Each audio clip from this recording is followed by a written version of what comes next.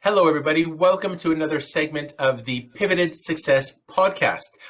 I'm your host, Jared Goldsmith, and I'm joined by my co-host, Sean Cochran from TCC Canada.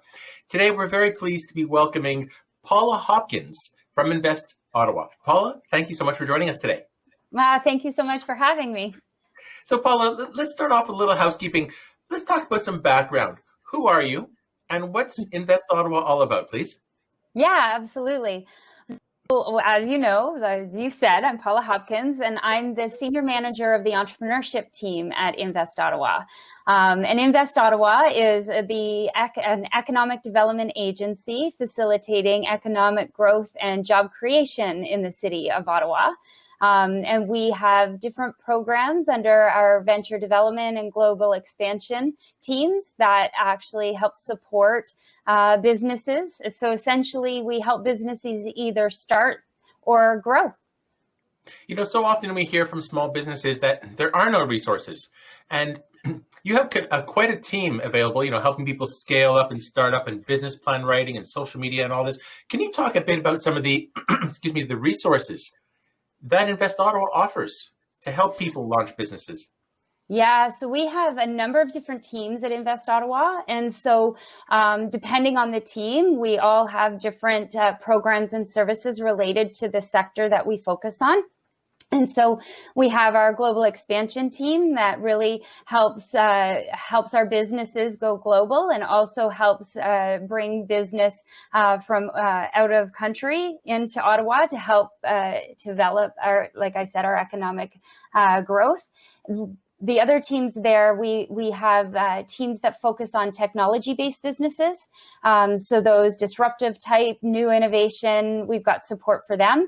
And we also have support for our traditional product and service-based businesses. And so my team specifically oversees the latter. So we really work on the ground with our small business community, such as your coffee shops, your restaurants, our hairdressers, nail salons, contractors, roofers. Those are the types of clients that are typical for my team. And mostly my team provides free services in the form of business advisory. We have an education center where we offer up to 200 webinars a year or workshops if we're in person. And then we have different programs. And are all those workshops offered free of charge? That's correct. Yes, they're all free of charge, and they're all focused on either starting a business, so the concepts that you would need to know in order to launch a business, or different things if you're challenged in certain areas while growing your business. So they're all, what I always say is entrepreneurs are really good at what they do, but they may not necessarily be good at all business aspects. And so our webinars and our programs and advisory, but specifically the webinars, they focus on those areas to provide the assistance in the business side that you might be lacking. Right. Well, over the years, I've attended many of the events, and I used to host the workshop on networking. So I'm a huge supporter of what Invest Ottawa does, because so many people are launching a business, and as you mentioned, Paula, they might be really good at something, but they don't know what they don't know about entrepreneurship. That's a perfect way of saying that, Jared. Perfect. Yeah. Yeah, there's a lot of moving parts. So this is fantastic. Let's skip ahead a little bit. Since we're talking about Invest Ottawa, and you deal with launching and helping to promote and grow entrepreneurs and small business, how was Invest Ottawa affected by COVID? Yeah, so we were quite affected by COVID. Excuse me. Like everyone, right? Most of, especially my team, but most of what we do, excuse me. Okay, that's fine. Actually, Sean, we'll edit this little section out here. Frog in my throat. I apologize. Actually, now's a good time for me to get a coffee. About that. It always happens, right? Anyways, so back on track. So most of what we do, how we were affected, especially my team, we're very in person. So a lot of our services were provided in person. So like many businesses, we had to shift online. There were other teams inside of our organization, such as our talent team, that is focused on helping bring talented people into Ottawa to support our technology-based companies. And of course, when the pandemic hit, now we shifted their services to helping displaced workers in Ottawa versus trying to bring people into Ottawa. So it's types things like that. Everybody at Invest Ottawa, we were all affected in one way or another, for sure. Sure. And I know. So Paula, oh, sorry. Yeah. I was just going to ask, how long have you been with Invest Ottawa? Oh, good question. Yeah, I've been here. It'll be 8 years in June. I've been a part of the Invest Ottawa team. Yeah, That's it's great. So been what awesome. drew you to Invest Ottawa 8 years ago? Love. I had my husband lived in Ottawa at the time, and so I moved Ottawa way. But the team that I work for at Invest Ottawa, it's funded by the province, and it's considered a small business enterprise center. And I was working for the small business enterprise center in my hometown of Brockville. And so at that time, a job opening came up in the team was the team that I was working for in Brockville. And so I made the transition. I was lucky enough to get the position there. So that's what drew me there. But really, my past, I'm an entrepreneur, so it's in my blood. So I've had many businesses on my own, and so my goal has always been to help people not make the same mistakes I've made as an entrepreneur. So that's kind of my past and what drew me to Invest Ottawa. Oh, that's great. No, it's great to have that mindset as well, because it's easy to read a book and interpret what the entrepreneurship journey is like, but until you've lived it and felt the pain of the mistakes that you can make along the way, then you don't really know what it's like, right? So I think that's a great perspective to have. Thank you. Yeah, it's true.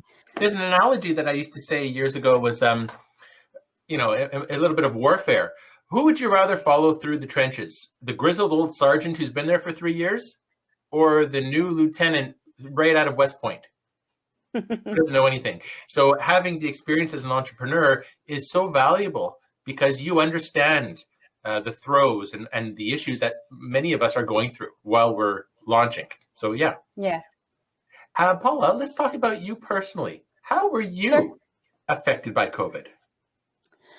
Well, like I'm sure a lot of us that are listening, my parents, or my mom is elderly, and my husband's parents are elderly. So I actually haven't seen my mom in person for over a year now. I've had window visits and doorway visits, that kind of thing, but not in person because her health is a little compromised. So that has been very hard. To not be, I'm definitely a people person. My family means a lot. So people and being around people, I think one of the hardest things I've found is like, I'm a hugger, and I just can't be in person with people and hug people. So that's been a challenge for sure. So it's really the connections, I think, that has, for me personally, that has been the most difficult through this time.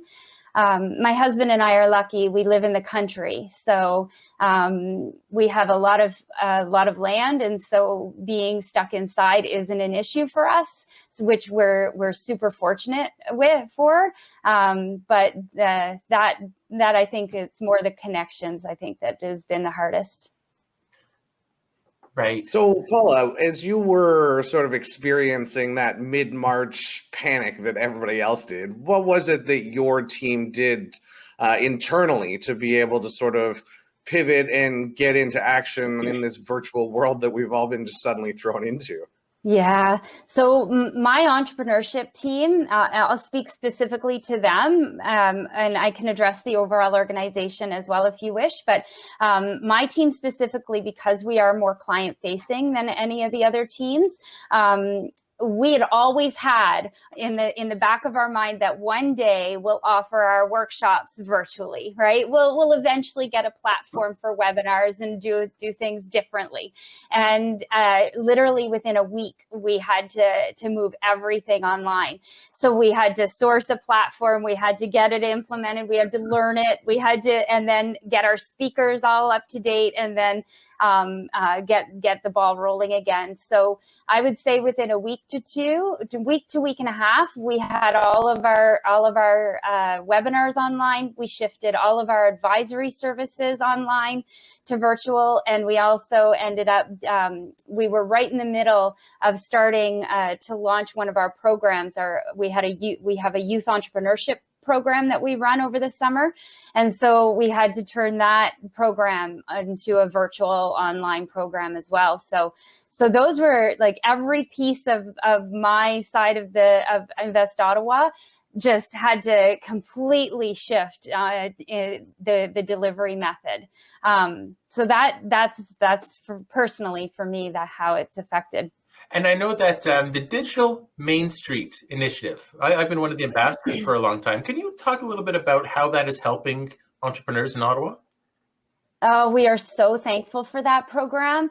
It has reached so many business owners. So the Digital Main Street program, there's many pieces to it, but essentially what it helps businesses do is if you don't have an online presence, there's a program called Shop Here under Digital Main Street that will get you an online store or online presence up and running. And then Invest Ottawa is overseeing the future-proof side of the Digital Main Street program. And in that side, again, we offer webinars, so learning that anybody can attend. But the key piece to this is we have business advisors that really help you understand the shift and pivot that your business needs to have. And then we also have transformation teams, which are teams of students. We have 100 students right now that are working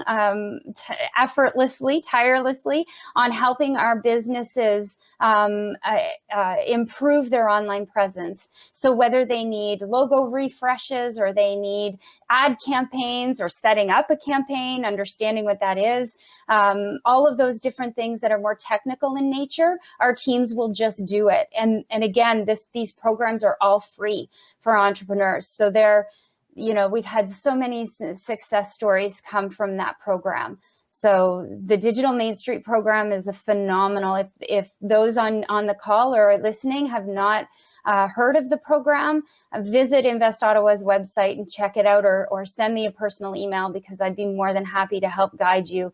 It's been pivotal in the support of our local communities. It's often hard to pull sort of positives from a situation like this pandemic, but I have to look at that as just a benefit for so many different organizations that didn't value maybe an online presence, didn't need it because business was good. But it's been sort of forced upon them now, and there's resources like that to be able to take advantage of. And having all those students being involved, not only do they get the incredible experience to work with all these different businesses, but they actually get to help. So, I mean, really showing that entrepreneurial spirit and what sort of gets instilled upon them going forward. So, I mean, yes, it's a tough year, but hopefully from that, all of these kids and all of these businesses come out a bit stronger, right? Absolutely. That's what we are finding for sure. A lot of our programs and services, we've reached more people doing virtual events than we ever had in person. We have an International Women's Week event, and this year we had more partners involved. We had more registrations. We offered more events, and it's because we were able to draw those people from all over the world, actually, to partner and to attend. And even our small little webinars, like validate your business. I've had people on that from London. And the UK and all over. So it's really interesting, the draw. And you're right, that is not going to go away. That's a really interesting point. So many people think small. They think, okay, I'm going to launch in my little suburb of Ottawa. My market is Ottawa. But now that people are realizing it's a global marketplace, especially going virtual, do you think it was just a matter of time? Like, it might have taken 10 years to get to this point, but because of COVID, everybody's virtual now. We have no choice. It's helping businesses. What would you think about that? I agree. I think that eventually we were all going that way, and it just moved us forward. Really, accelerated that. I don't think that our the traditional way of doing business, like our in-person, our local shops and restaurants, those are never going to go away either. I think what it's done is it's just added to the services and the ability for us to reach more clients. So I don't think one's leaving us. I think we'll get back to some form of normal. But you're right, Jared. I think that this has just moved all businesses. We fast forwarded to an area that I think would have eventually happened anyways. Yeah, as someone who hosts virtual events, my market's not Ottawa anymore. It's really something. So let's talk about how you, Paula, how has COVID made you pivot for success? How have you changed your mind frame? Like, why don't you walk us through a typical day, if you will? A typical day. Oh goodness. So with regards to work, I'm assuming. Yes, please. yeah, I know. So what's happened is it's a kind of good, because I'm sure a lot of us here are feeling this too. It's good and it's bad. I can be connected at any time. Right. If I need to be online, it's 6:37 in the morning. I can be online later in the day. So as I mentioned, my husband and I live in the country, so we had an hour and a half commute into the city daily. So now that is actual productive time for me. So I'm actually getting a lot more done. So what we find is that a day in the life of, it changes daily because it depends on what we're offering. But we've usually got a webinar that we're hosting or running. We have our clients, and we usually have about, I'd say 6 or more business advisory services happening in a day. We have our programs that we're constantly interacting with the individuals in our programs. So every day is different, but it's been good connecting with the clients. I could absolutely understand and agree with you. It is a pro and a con. For those of us who don't have to deal with traffic, I can imagine. I used to drive that back and forth when I was at McGill in Montreal. It took like 3 hours a day. And you get used to it. It's part of your lifestyle. But now we have all this extra time. People are working probably harder than they ever have without realizing it. Do you think there's more opportunity for mental burnout, like mental health issues because of this? 100%. And that is, and especially, unfortunately, we don't have children. And so those families that are working from home and also have children and schooling and all of that they're dealing with, that's a world I don't even understand and can't even imagine. So that's definitely a challenge as well. So 100% mental health is an issue. And Invest Ottawa our executive team has been wonderful at recognizing this, and they have implemented ways to try to keep us connected and to try to help support us if we are dealing with any of these challenges. So they've implemented coffee connections. They've implemented dedicated work time. So times where you have your meetings and times where you don't, because there at the beginning, you were online 7 a.m. till 7 p.m. talking to people, and then getting your job done you've still got to do that in the middle. So they've recognized that and put dedicated days, no meeting work days in place. They've implemented lunchtime wellness training. So they've got support there. So they've done a really great job at trying to help manage that.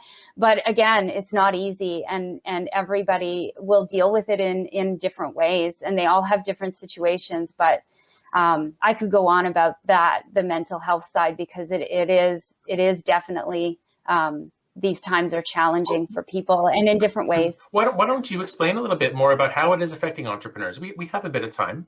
We'd love to get into more of the meat. Yeah, so entrepreneurs, well, it depends on what business you're in, right? I think entrepreneurs are prone to burnout anyways, right? I think they're prone to working all hours, 24/7. And so now what's happening though is not only are they working 24/7, now they have to shift their whole thinking about their business. So as I said, entrepreneurs are good at what they do. And now what's happened is we've had to take what we know and turn it upside down and try to figure out a way now to survive. And so now that 24/7 not just becomes, what you're good at and what you know, now it's 24/7 in a stressful environment that you're trying to figure out in order to, because if we don't, how am I going to feed my family? How am I going to keep my staff employed and feed their family? And so the level of stress and related to today is even more than just the regular entrepreneur 24/7, if that makes sense. I think people don't realize the amount of work, effort, and time that goes into launching a business. People think, I'll do a side hustle. I'll do it on the side, this, that. I remember for years, when I launched my first business, I'd be working, so many hours a week, and I'd come across a friend who's in government. Oh my God, I worked 50 hours this week. And I thought, I remember what it was like to have a part-time job. I wish I only worked 50 hours. Are you kidding me? Yeah, like we're on all the time. Like you've probably realized, in the middle of the night, you're sending yourself a message, the things you have to do the next day, and that's all you're thinking about, because if you're not hustling, then your business is not going to survive. Absolutely. And that's on a regular day. Now during the pandemic, it's even more stressful. But yeah, you're 100%. And I always used to get, when I had my own business, I always used to get, oh well, you work for yourself. You can go to the gym or play golf or tennis, and you could do that whenever you want. And I'm like, oh my God, I can't remember the last time I stepped out of my store. Right? Like the fallacy of why people want to start businesses. You usually find that I'm going to have 4-day weekends. Okay. Maybe in 30 years you can. Yeah, totally. A weekend. What's a weekend, right? So Paula, as we sort of hopefully reach the end of this pandemic, what do you personally look forward to the most of getting to do again? People, hugging. Hugging people. No. But it is the connections. It's getting back to being able to, see my mom again, maybe seeing my team again. We've got so many people that we've onboarded into Invest Ottawa that I've never met, and I've only seen this much of people that we've hired, so it's personally, it's going to be more getting back to those personal connections when it's safe. Yeah. Yeah. Well, do you see yourself wanting to be back in the office more often than you are now? I'm kind of on the fence there. I think what we've seen is productivity. So this is for me personally. My productivity has really increased working from home. So yes, to answer your question, yes, I'm really looking forward to getting back. But I think I a hybrid of that. So maybe not the same amount as was before, because I do find my productivity is really high working from home. So I think that there's a good combination. Sounds like 3 hours a day. That's enough to sort of turn you away from that anyway, right? Yeah, true. But think of people in Orleans on rush hour. They're not that far off that time either, right? So, no, and exactly. Canada getting to downtown. So, so I'm sure those people are listening to this going, that's nothing. I do that every day too, right? So, well, soon we'll be getting LRT. So that's a game changer, but. That's so true. That is very true. But so yes, to answer that question, I agree with you. The commute is, wear and tear in the car, gas money, all that. Personally, that's definitely affects me. But Paula, let's talk about how this is changing society for businesses. Now that we could have mentors anywhere in the world, we could have team meetings anywhere at any time, different time zones, doesn't matter. I agree that there's nothing better than meeting somebody face to face and kissing the cheek and hugging and that sort of thing. But how is business changing by going virtual? Well, it's opening so many more options for, us as large businesses and the mom and pop shops. It's just opening up so many more opportunities. We can reach experts in anywhere now in the world, and it is going to be more of the norm to be able to reach out and deal with people across the world. Hiring practices might be very different now, right? We may be able to now support people that live in BC and still can work for us, or your business, even the small businesses. So it makes the everything just a much wider reach. Whether you're a service-based businesses or whether you're a product-based business, I think it's definitely going to affect us. And I can see pros and cons with that as well, but I do see that overall we'll most likely see a benefit. Let's talk about the organization's future. We've already touched a little bit on how it's possibly changing in terms of HR, people working from home remotely. What about the organization's future? Let's talk 6 months down the road or a year from now. What do you think will change over at Invest Ottawa, or stay the same? I think that Invest Ottawa, we're looking forward to getting back to, like I was saying, a little bit more of the norm, and offering our programs and services in person. But I think what we're going to see for the future is that we are going to continue the wider reach. The virtual events, the virtual offerings. And that's not just with my team, right? I think, I can't speak for what the leaders of the other teams have in their mind, but, our talent team has been doing a phenomenal job with helping displaced workers here in Ottawa. Once the borders open again, I can see them doing that, as well as bringing top talent into our city. Our venture acceleration team that deals with the technology-based companies, they're definitely succeeding with their online programming as well. And I can see them reaching wider and far, is that even a word? Wider. But, and I am, anyways, I make up my own words sometimes. I am educated, but I do that sometimes.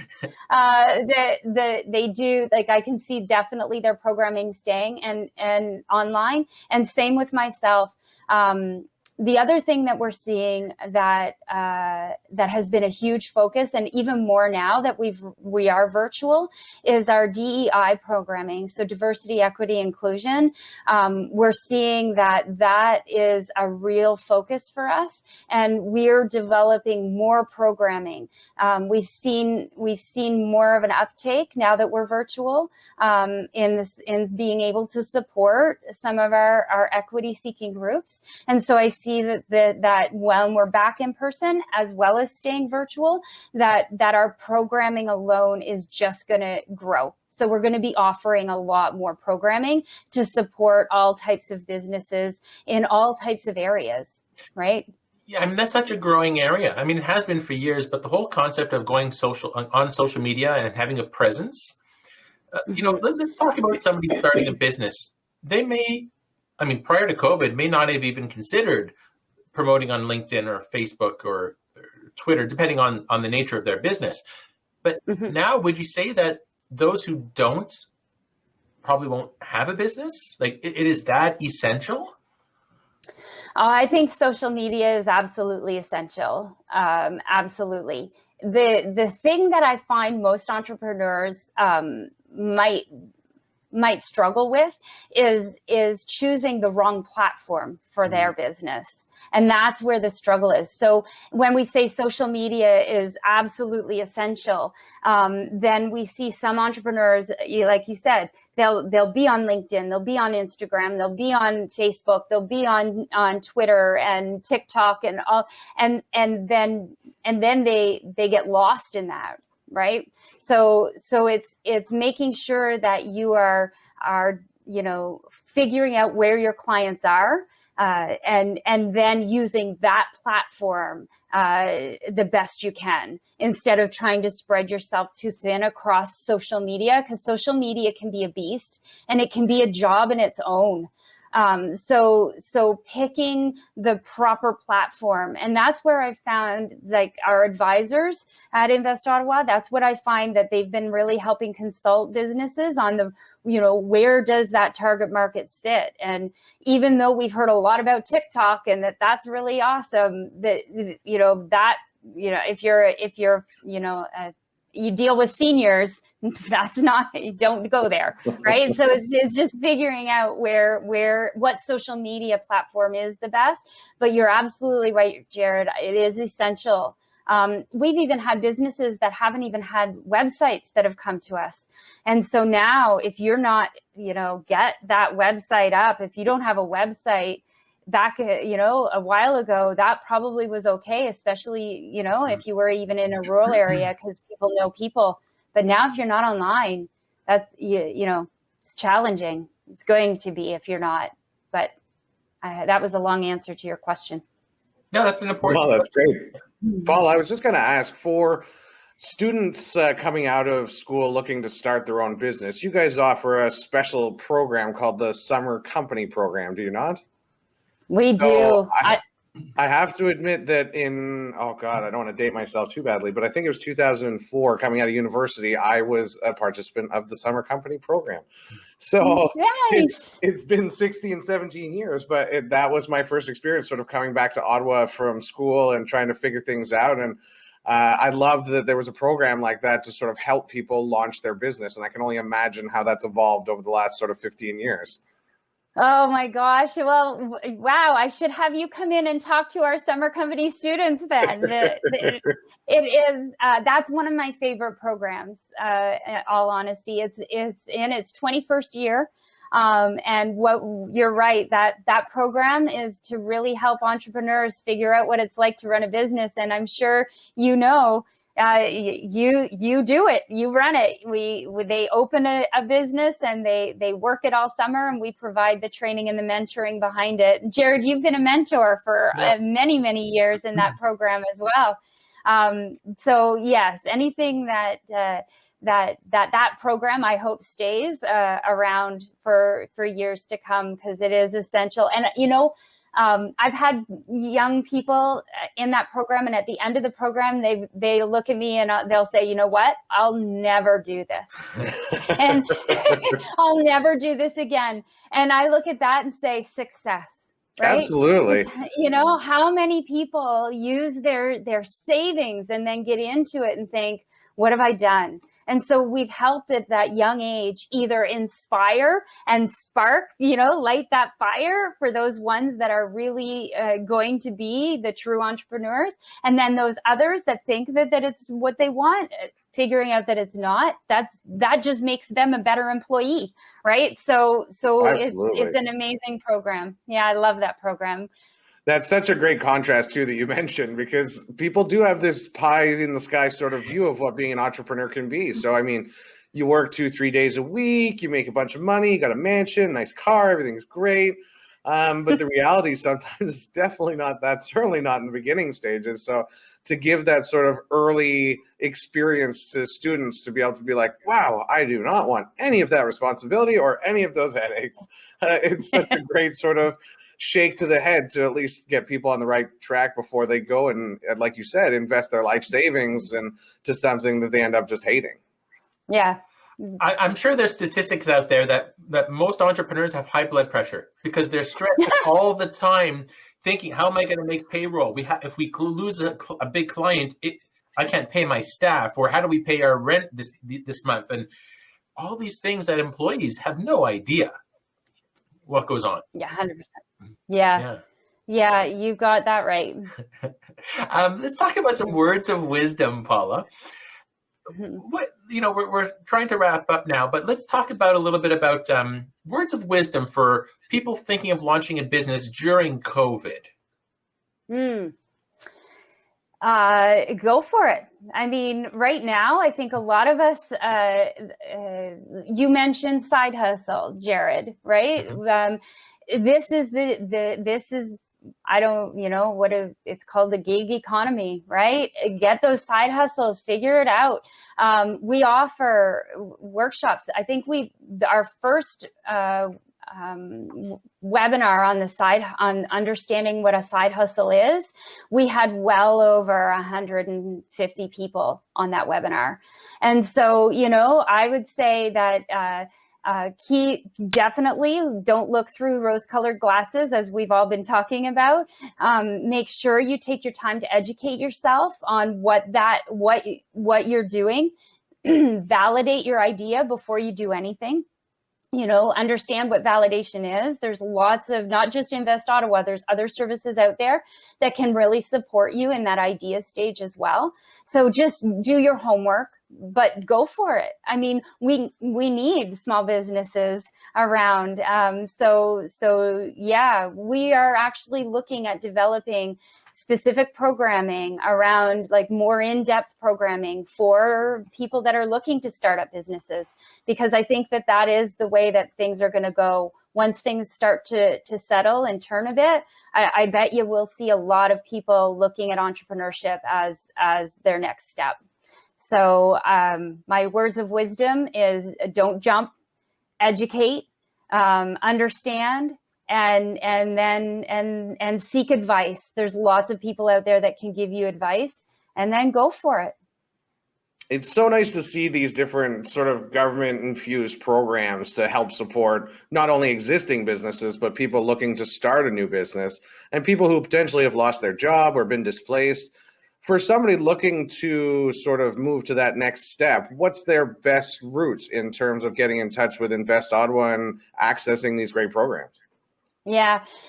So on our website, I would visit investottawa.ca. And then there are two different drop-down. In the drop-down, there's a button that says Access Our Services.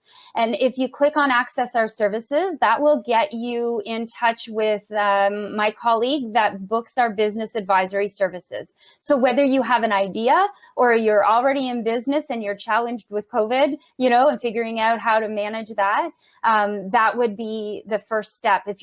Especially if you're looking at starting a business, access our services, and then take a peek at our programs as well. So there's a drop down on our website that is labeled programs, and you'll see there all of the different programs that you can apply to support businesses. And those right now, they will be growing over this next year, the number of programs that are provided.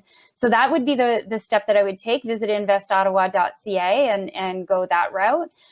If you're in business already and figuring out that pivot and that side hustle to your business, the Digital Main Street program would be the program I would look at, the future proof side. And that is also on Invest Ottawa's website. You'll see the drop downs for Digital Main Street and the landing page there. That would be what I would suggest, or reach out to me directly. I can help guide. Paula, let's talk about the community now. How or what can the community do to help startups? Support your local community. I mean, buy gift cards. There's a lot of businesses out there that are, businesses that are closed right now that don't, obviously in this last shutdown. So, they've implemented gift cards. Just buy gift cards. Get out there, order in, right? Do takeout, do all of those things, order online, shop local. Our businesses really do need that support, even though we do have a wider reach for some of these products and services.